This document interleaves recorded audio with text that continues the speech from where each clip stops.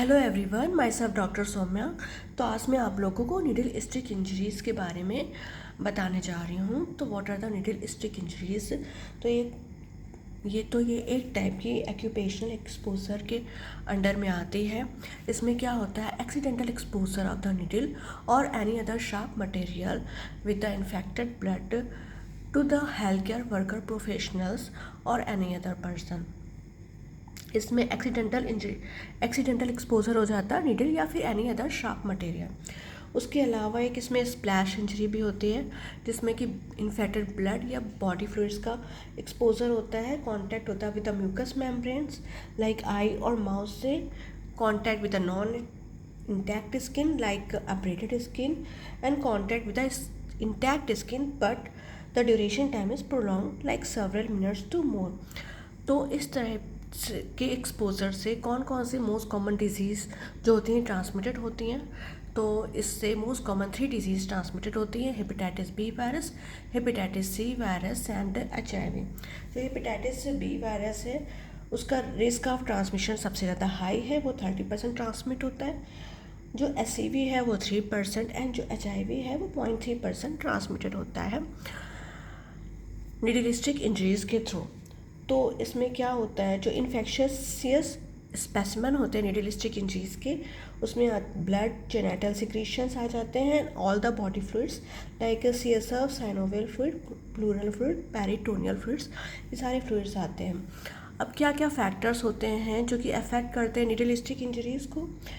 तो इसमें type of the needle बहुत इंपॉर्टेंट है। इसमें जो हॉलो बोर की नीडल होती है उसमें हायर चांसेस होता है रिस्क का देन सॉलिड नीडल। उसके बाद में जो डिवाइस है visibly contaminated with the blood, मतलब वो ब्लड से कंटेमिनेट है। उसके बाद में अगर इंजरी हो रही है किसी भी ऑब्जेक्ट से, शार्प ऑब्जेक्ट से, नीडल से, अगर वो इंजरी काफ़ी डीप है तो हायर चांसेस होगा उसमें उसका वायरस का ट्रांसमिशन का।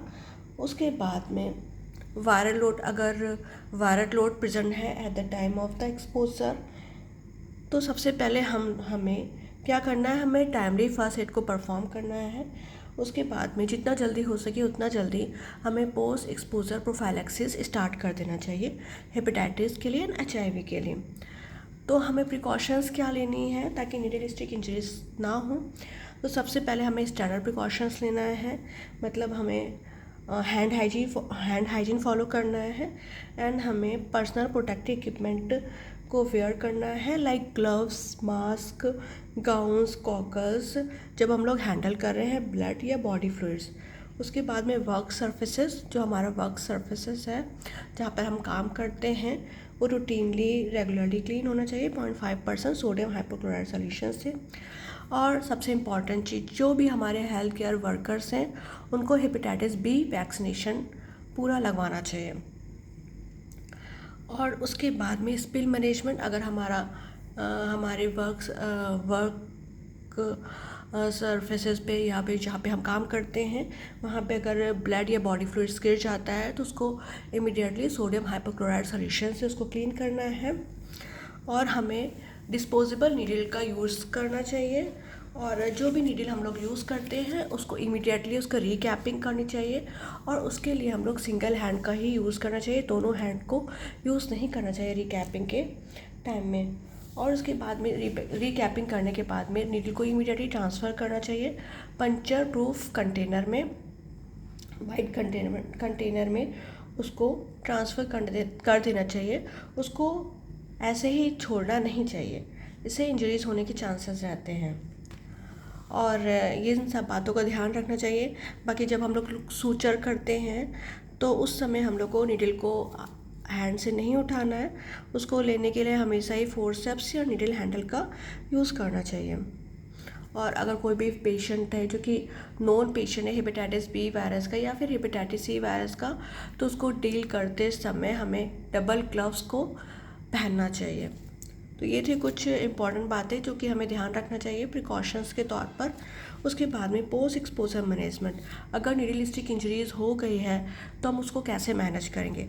तो सबसे पहले हमें फर्स्ट एड करना चाहिए, मतलब जहाँ पर इंजरी हुई है वहाँ पर हम लोगों को सोप एंड वाटर से वॉश करना चाहिए, उसको स्क्वीज़ नहीं करना चाहिए। उसको सोप और वाटर से वॉश करने के बाद में वहाँ छोड़ देना चाहिए। उसके बाद में जो भी हमारा हॉस्पिटल का इन्फेक्शन कंट्रोल कमेटी है या फिर नोडल सेंटर है उसको इन्फॉर्म करना चाहिए। और जो हमारा HIV है उसके केस में हम लोगों को जो पोस्ट एक्सपोजर प्रोफाइलैक्सिस है 2 आवर्स से पहले ले लेना चाहिए, या फिर विदिन 72 आवर्स ले सकते हैं, बट उससे ज़्यादा लेट नहीं करना चाहिए। According to the NACO national AIDS control organisation के अंडर में हम लोग HIV के लिए फिक्स डोज कॉम्बिनेशन चलाते हैं, जिसमें कि ट्रिपल ड्रग रेजिम होता है, जिसमें कि टीनोफोविर, लेमिवुडिन एंड डोलिट्रागिविर ये उसके रेजिमेन हैं। इसको हम लोग यूज़ करते हैं। उसके बाद में हम लोग उसका बेस लाइन करवाते हैं। इसमें anti-HCV antibody detection and HPSAG detection, anti-HCV antibody detection होता है। और उसके बाद में जो पोस्ट एक्सपोजर प्रोफाइलैक्सिस हुआ उसके बाद में उसको जो भी जिस भी पेशेंट का हुआ है उसको इन्फॉर्म कंसेंट एंड काउंसलिंग करना है, क्योंकि ऐसा होने से नीडल स्टिक इंजरीज या कांटेक्ट होने से वो इंसान एंजाइटी हो जाती है, उसमें वो डर जाता है। तो उसकी काउंसलिंग करना है और उसको हमें एडवाइस करना है कि वो जल्दी से जल्दी उसका ट्रीटमेंट ले। उसको उसके रिस्क एंड बेनिफिट्स बताने हैं। अगर पोस्ट एक्सपोजर प्रोफाइलैक्सिस मैंडेटरी नहीं है, बट अगर उसको बताना है कि अगर वो नहीं लेगा तो उससे क्या रिस्क हो सकता है। और उसके बाद में उसकी कंसेंट लेनी है, फॉलोअप एंड टेस्टिंग करनी है।